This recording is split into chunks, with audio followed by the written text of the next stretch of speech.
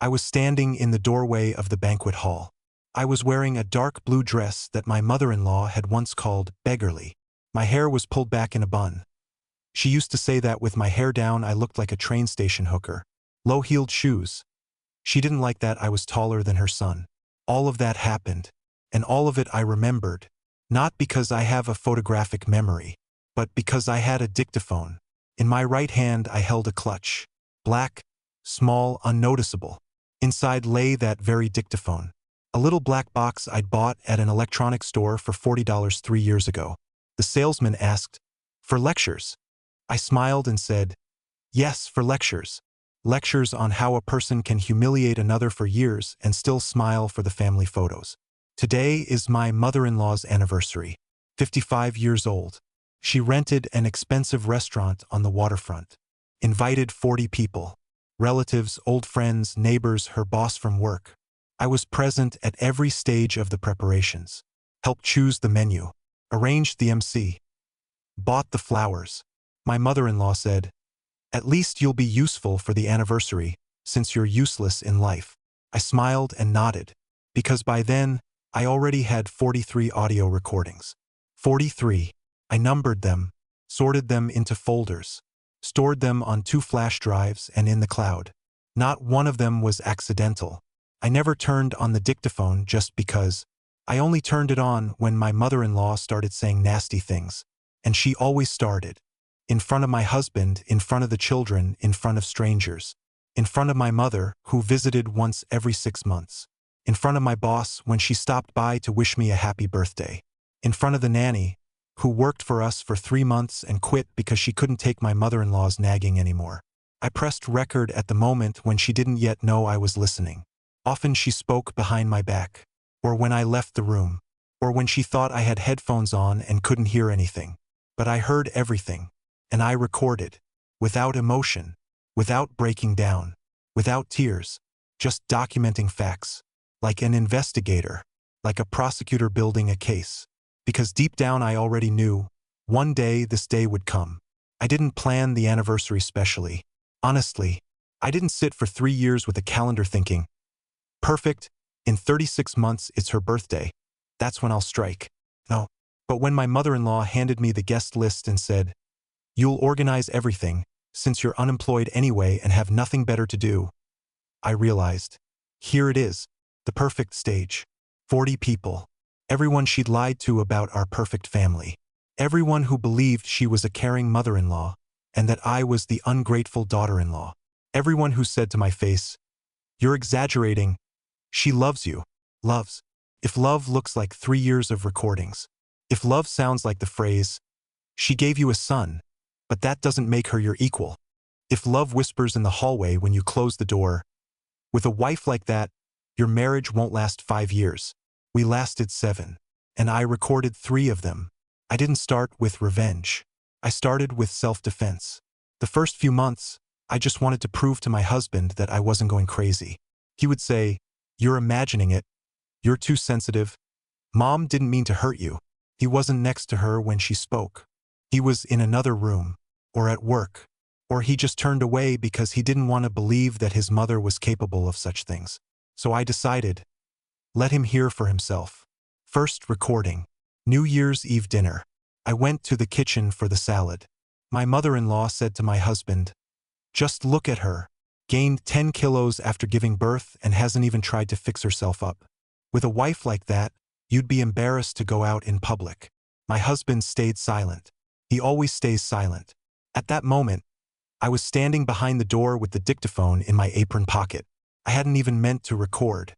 I'd just forgotten to turn it off after recording my shopping list. That evening, I let him listen. He sat on the edge of the bed, head down. He was quiet for a minute. Then he said, "That doesn't sound like Mom. Maybe she was making a bad joke." And he went to sleep. I didn't cry. I sat down at the table and took out the dictaphone. I listened to the recording 3 times. And I understood. If no one will defend me, I will defend myself. From that moment on, I started recording deliberately. Today is the anniversary. I'm standing in the doorway. My mother-in-law is already in the hall. She's wearing a red dress that I helped her choose.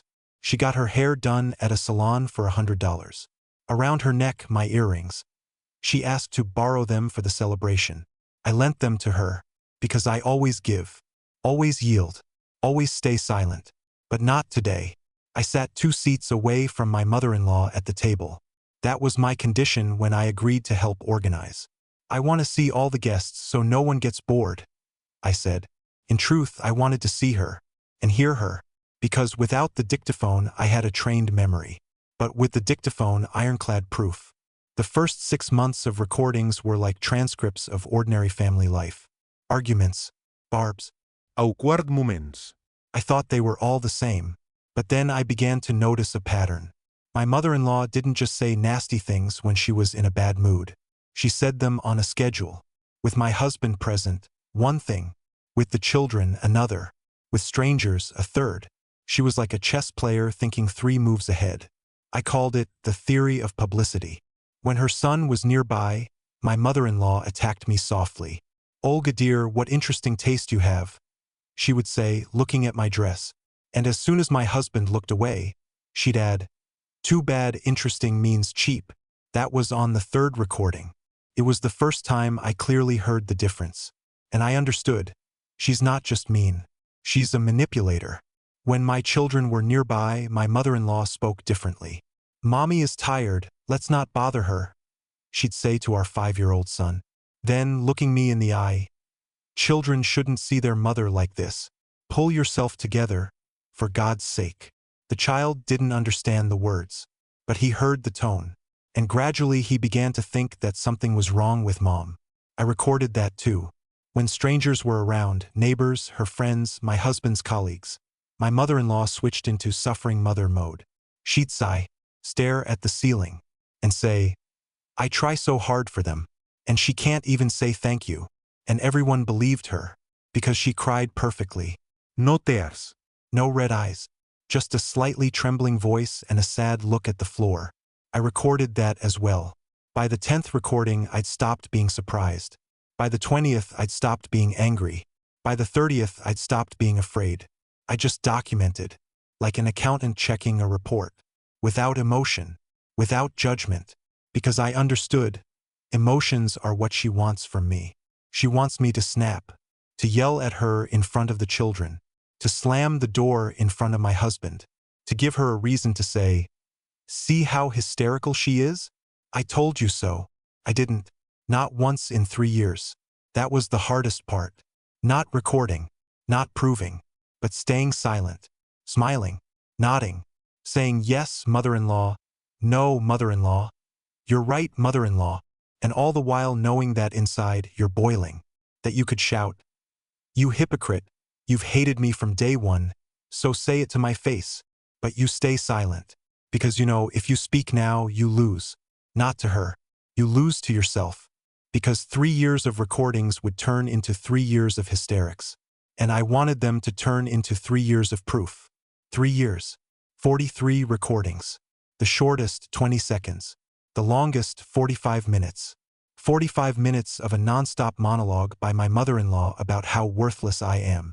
She was saying it when she thought I'd gone to the store. I hadn't left. I'd forgotten my keys and came back. I heard her voice from the kitchen. I sat down on the floor in the hallway, took out the dictaphone, and recorded until she finished.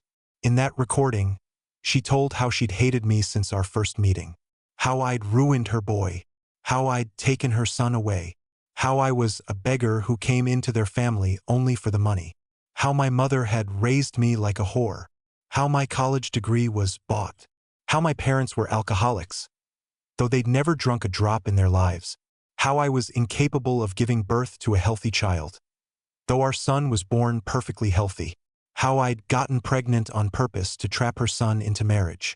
I sat on the floor in the hallway and listened. 45 minutes. At some point I stopped breathing, not because it hurt, but because I suddenly understood. She believes what she's saying. To her, it's not a lie. To her, it's the truth. And that truth cannot be disproven with words. That truth can only be disproven with facts. And I had been gathering those facts for 3 years. My husband didn't know everything. That's important. He knew I was recording, but he didn't know how much. I showed him the first recording, then the second, By the third, he asked me to stop. "Why are you doing this?" he asked. "Are you trying to destroy our family?" I said, "I'm trying to save it." He didn't understand. He never understood. That was our main conflict. Not me against my mother-in-law, but me against his unwillingness to see. He'd grown up with that woman. To him, her behavior was normal. She always criticized, always lectured, always put herself above. He thought that was how it should be, that a mother has the right, that I should be grateful for any care, even if that care sounded like, "You're a terrible housewife. You're always so dirty." We weren't dirty. We had perfect order. I mopped the floors every day, ironed his shirts every morning, cooked dinners from recipes that my mother-in-law called disgusting. I woke up at 6 in the morning to get to work, take my son to kindergarten, buy groceries, come back, cook, clean, fall into bed at 1 in the morning. And my mother-in-law would say, "She does nothing." And the worst part, my husband started to believe it. Not right away, not openly, but gradually. He began to notice that I couldn't keep up, that I was tired, that I didn't want sex in the evening, that I got irritated over little things. And he didn't connect that to being humiliated for 3 years. He connected it to me being a difficult person. "Mom's right," he said once. "You take on too much." I didn't answer. I turned on the dictaphone. On the 15th recording, my mother-in-law said to him in my presence, "Look at her. She can't even argue. Stands there like a statue. No emotions, no feelings. I don't understand what you see in her." He stayed silent, and I understood he's on her side. Not because he's a bad person, but because he's afraid. Afraid of losing his mother. Afraid she'll stop helping with money. Afraid she'll turn all the relatives against him. He was choosing the easy path. And the easy path was on my mother-in-law's side. On the 22nd recording, I heard my mother-in-law say to him, "If you don't put her in her place, I'll rewrite the apartment to your brother. I don't want my money going to that upstart."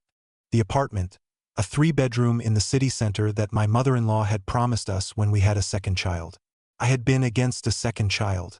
I knew I couldn't handle it, but my husband wanted one, and my mother-in-law pressured me. "Give birth," she said. "I'll help." I gave birth. She didn't help. She didn't even come to the maternity hospital. I lay there with my newborn and felt like a beggar. Not because we didn't have money, but because I'd been stripped of my right to respect. I'd been used as an incubator, then thrown away. My husband came to the hospital 2 days later, with flowers, with apologies. He said, "Mom couldn't make it, she had things to do." What things does a retired woman who doesn't work or study have? I didn't ask. I remembered. By the 30th recording, I'd stopped hoping that my husband would change. I accepted it as a fact. He would never choose me. Not because I'm bad, but because he's weak. He doesn't know how to stand up to his mother. He doesn't know how to defend his wife. He only knows how to apologize and hope that everything will somehow blow over. But nothing ever blew over. Every visit from my mother-in-law left behind a week of tears and fights. And he would say, "Don't pay attention, she's old." She's not old. She's 55. She's in great shape. She goes to the gym, travels, meets with friends. She has no dementia, no mental problems, no diagnoses. She's just mean. And she uses her age as a get-out-of-jail-free card. "I'm older, you have to listen to me. I'm the mother, I know better. I've lived my life and you haven't yet." I recorded that too. The last straw. It always sounds like a cliché, but in my case it was literally a drop of hot tea that my mother-in-law spilled on my arm. She said, "Oops, sorry, I didn't mean to," and then added, "Maybe this way you'll finally start feeling something, you heartless doll." That was a month before the anniversary. I didn't scream. I didn't cry. I looked at the burn, then at her. Then I took out the dictaphone, turned it on, and asked, "Did you do that on purpose?" She laughed and said, "And what are you going to do to me? Complain to your husband? He doesn't believe you. Go to the police? Prove I didn't do it by accident." I didn't try to prove anything. I just added that recording to a folder named Finale. The tea incident wasn't the first or the last, but it was the turning point, because before that, my mother-in-law had limited herself to words. Now she had moved to actions. Minor physical violence, easy to deny. No bruise. No punch. A burn that could be passed off as clumsiness. But I knew the truth. And the dictaphone knew the truth. On the recording, you could hear her laughing after she burned me. A week later, she broke my favorite mug. The one my friend had given me for my 30th birthday. She said, "You dropped it yourself. Don't blame me." I didn't drop it. I was in another room. She walked into the kitchen, picked up the mug, looked at it, and I heard the sound of breaking ceramic. The dictaphone was in my robe pocket. I had started wearing it everywhere, even at home, even at night. It had become part of me, like a watch, like a phone, like oxygen. I recorded her even when she didn't deserve it, which is to say, always, because I stopped dividing things into important and unimportant. I understood. Every nasty thing she said was a brick in the wall of evidence. I didn't know where the finale would be, but I knew it would come. And when it came, I wouldn't just have "she hurt me." I would have "listen for yourselves." The worst thing happened 2 weeks before the anniversary. My mother-in-law came to help decorate the hall. Actually, she came to humiliate me, in front of the children. Our son was 6, our daughter 2. My mother-in-law said in front of them, "Mommy can't cook well, so Grandma ordered food from the restaurant. Otherwise Mommy would poison all the guests." My son started crying. He came to me and asked, "Mommy, is it true you can't cook?" I said, "I can, sweetheart." And my mother-in-law added, "No, she can't. Grandma knows best." I went out onto the balcony, took out the dictaphone, recorded that conversation from the other room. Then I came back, smiled, said, "Mother-in-law, you're right. Let's order the food from the restaurant." She nodded, satisfied. She thought she'd won. She didn't know that I had just added to my collection a recording of her traumatizing my child. This was no longer about me. It was about them, my children. I swore to myself that evening. The anniversary would be the last day that woman felt safe. I didn't know exactly what I would do, but I knew the dictaphone would be there, and the guests would be there, and she wouldn't be able to lie when her own voice came out of the speakers. 10 days before the anniversary, I started preparing the playlist. Yes, I made a playlist, like for a party. Only instead of songs, recordings. I selected 12 of the most powerful moments, the cruelest, the most cynical, the ones where my mother-in-law says things that cannot be denied. She's nothing to me, just a woman who gave birth to my grandchildren. I've hated her since day one. She's not worthy of bearing my son's last name. I'll do everything to make them divorce. If I'd known what she was like, I would have forbidden them from dating. I edited those recordings into a single file, chronologically, from the first, the mildest, to the last, where she burns me with tea and laughs. Length, 23 minutes. Almost like a full-length movie. A movie called 3 Years of Hell. The main role, my mother-in-law. She didn't even suspect she was about to become a star. I put the recording on a flash drive, hid it in my clutch. Then I thought better of it and made a copy.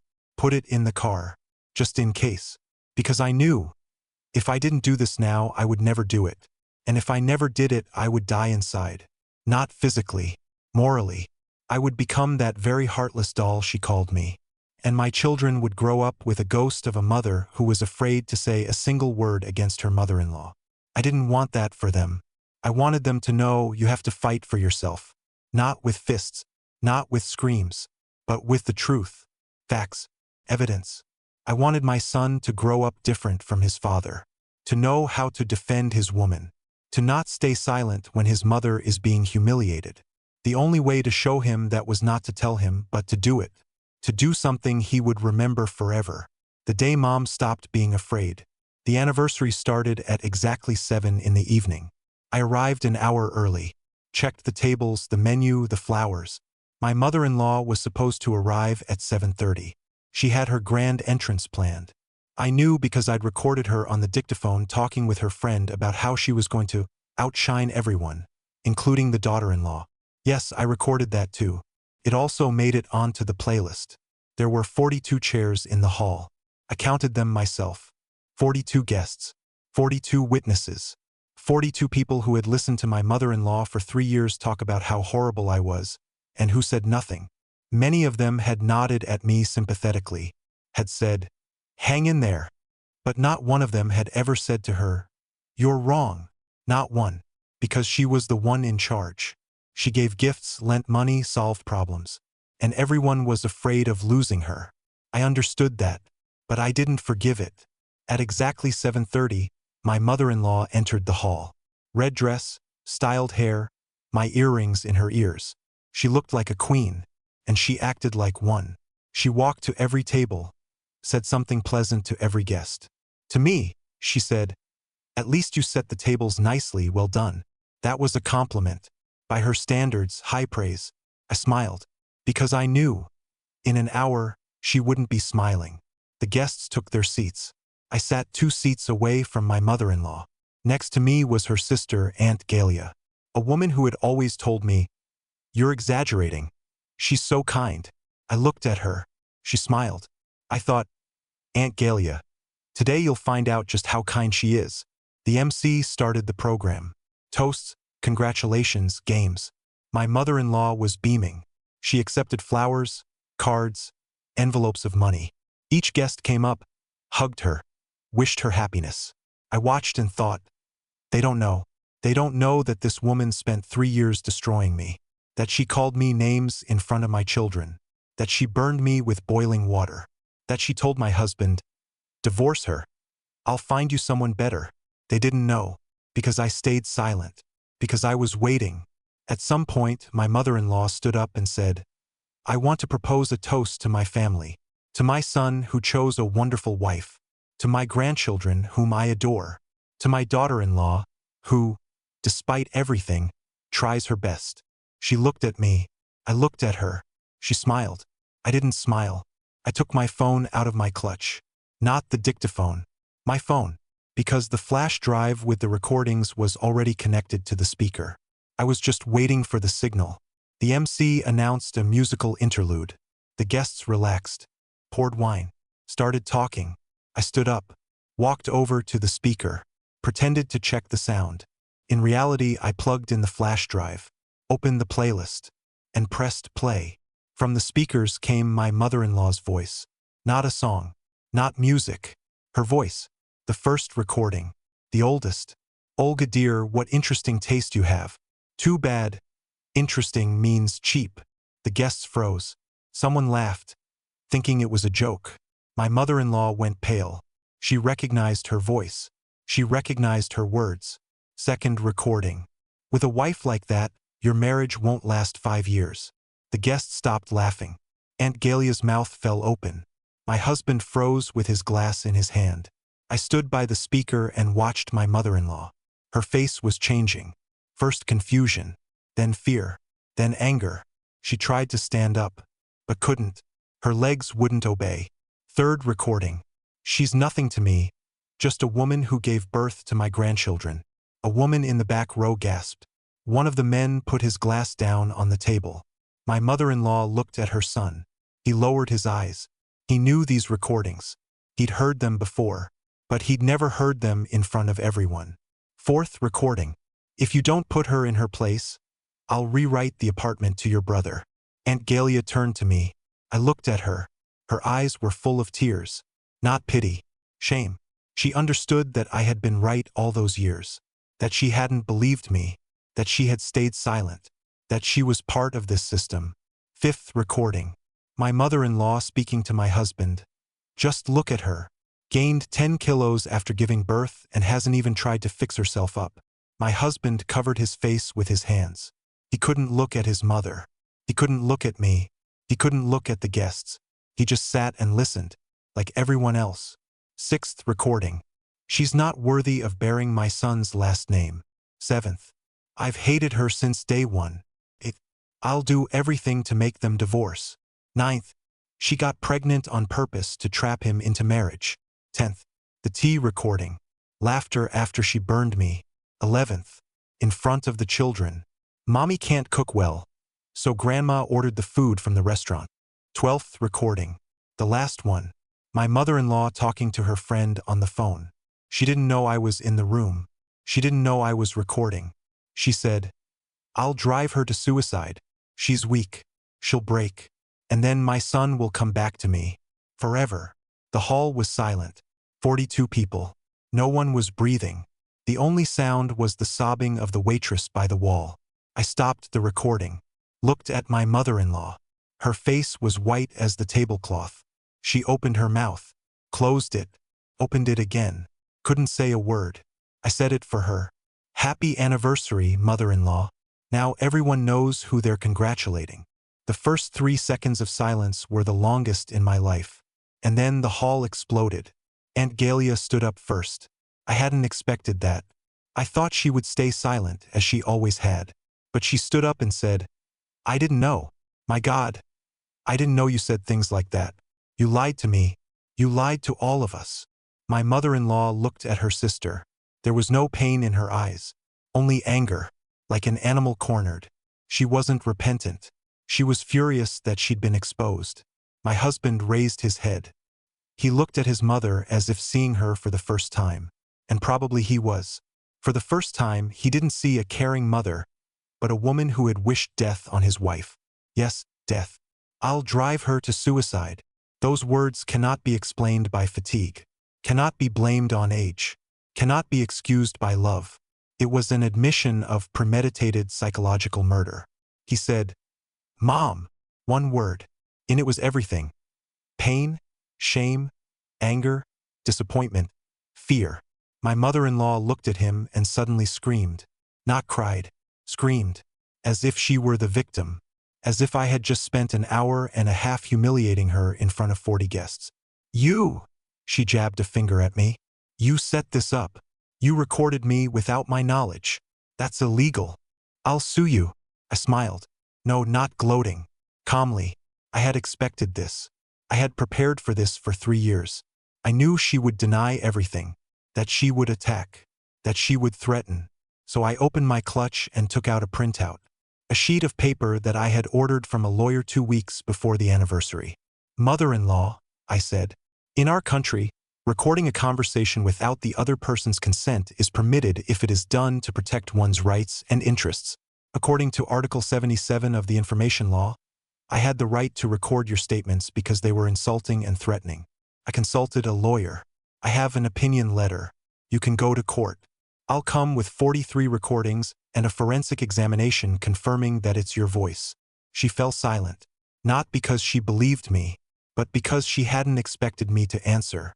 She was used to my silence, to my lowered eyes, to my retreating to the kitchen to cry. And here I was standing before her with a printout of the law, smiling. And 40 people were looking at her, not at me. The guests began to whisper. Someone stood up and left the table. Someone else came closer to hear better. It was a performance. And the main role wasn't mine.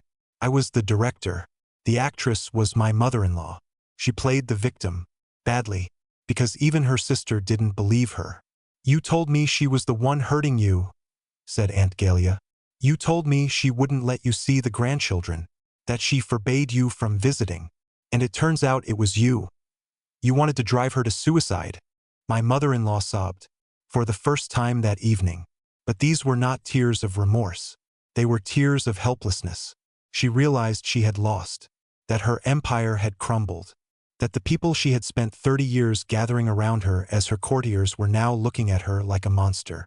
And she couldn't bear it. Her ego was bigger than her conscience. And now that ego was cracking at the seams. Suddenly, my husband stood up. I looked at him.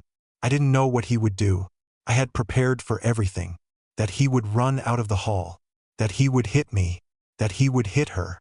That he would cry. That he would leave forever. He did something I didn't expect. He walked over to his mother, took her hand, and said, Mom, I love you, but what you did is monstrous. I can't forgive it. Not now. Maybe someday later. But not now. Then he turned to me, walked over, took my hand, and said loudly, so everyone could hear, She is my wife. I chose her. I should have defended her. I didn't. I was a coward. Forgive me. And he cried. A grown man who hadn't cried even at his father's funeral was crying in front of 40 guests. I hadn't expected that. I thought he would break under his mother's pressure. Instead, he broke under the pressure of the truth. I didn't hug him. Not because I hadn't forgiven him, but because inside me, there was nothing left. For 3 years, I hadn't just been collecting recordings. I had been collecting pain. And when that moment came, the moment of triumph, I felt no joy. I felt emptiness, as if the rod that had held me up all that time had been pulled out.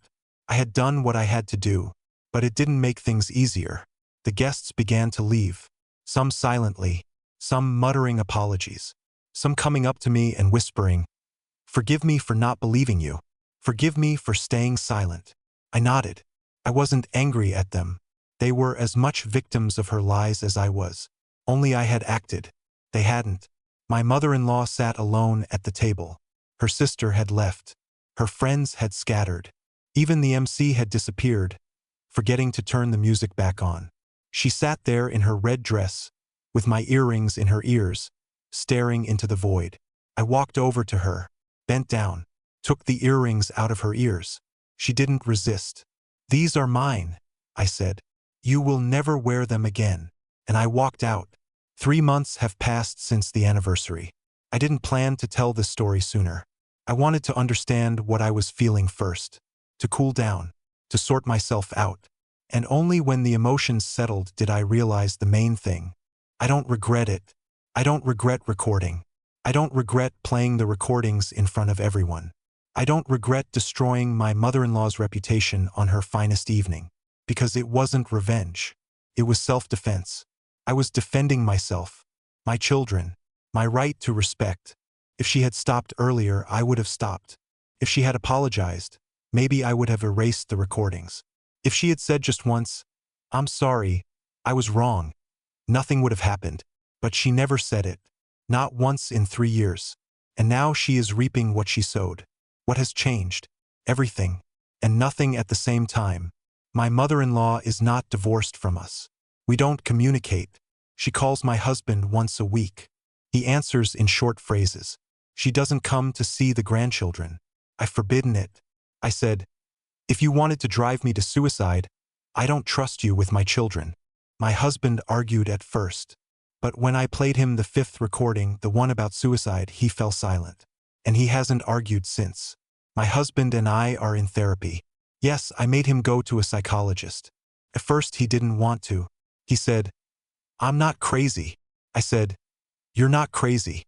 You're a coward. And if you want to keep this family, you have to learn not to be a coward." He went. It's hard for him. He cries in sessions. But he goes. Because I set a condition, therapy or divorce. He chose therapy. And I see changes. Small, slow, but they're there. I went to a psychologist too. Not because I'm broken, but because 3 years of abuse don't leave you unscathed. I still flinch when I hear a woman's voice that sounds like hers. I still check my bag for the dictaphone, even though I don't need it anymore. I still sometimes wake up at night and think, maybe I was wrong? Maybe I should have kept enduring? And then I remember the recording where she laughs at my burn. And I understand, no, I wasn't wrong. The children don't know anything. They are 6 and 2. They don't understand why they don't see grandma anymore. I tell them, "Grandma is sick. She's getting treatment. When she gets better, she'll come." I don't know if she will get better. I don't know if cruelty can be cured. But I don't want my children to grow up in hatred. They will learn the truth when they're older. Until then, let them think grandma is just sick. In a way, she is. What happened to the recordings? I didn't erase them. I keep them on 3 devices, just in case. If my mother-in-law decides to sue, I have evidence. If she starts spreading rumors, I'll let those who doubt listen. If she ever tries to re-enter my life, I'll remind her that I have her voice, not as a threat, as protection. Many people ask, "Have you forgiven her?" I don't know. I don't think forgiveness is something you can do on command. Forgiveness either comes or it doesn't. Right now, I'm not ready. Maybe in a year. Maybe in 10 years. Maybe never. I don't predict. I just live. Without a dictaphone in my pocket. Without the fear that someone will start whispering behind my back again. Without the need to prove that I matter. I matter. I understood that the evening I turned off the recordings and looked at my mother-in-law. I matter not because she lost, but because I won. I won the right to be myself. The right not to endure humiliation. The right to say no. the right to leave, the right to stay. This is my life, and I will never let anyone destroy it again. If you're watching this and you recognize yourself, the one who endures, stays silent, hopes that it will pass on its own, I want to tell you, it won't pass. Don't hope. Don't wait for someone to come and save you. Save yourself. Gather evidence. Don't bury your head in the sand. If you don't defend yourself, no one will. Not even those who promise to love you. Not even your husband. Not even your parents. Not even your children. Sometimes they are part of the system. Sometimes it's more convenient for them if you stay silent. Don't be convenient. Be truthful. Subscribe to the channel if you want to hear stories that make you want to live, not just survive. Like this video if you believe that every woman has the right to respect. And write in the comments, what was your moment when you stopped being a victim? I will read every comment, because your stories are stronger than mine, and together we can make sure that no one stays silent anymore. As for my mother-in-law, she still wears red, but without my earrings, and I still carry the dictaphone, but without batteries, as a reminder that silence isn't always peace. Sometimes silence is fear, and fear must be defeated. I defeated mine. Now it's your turn.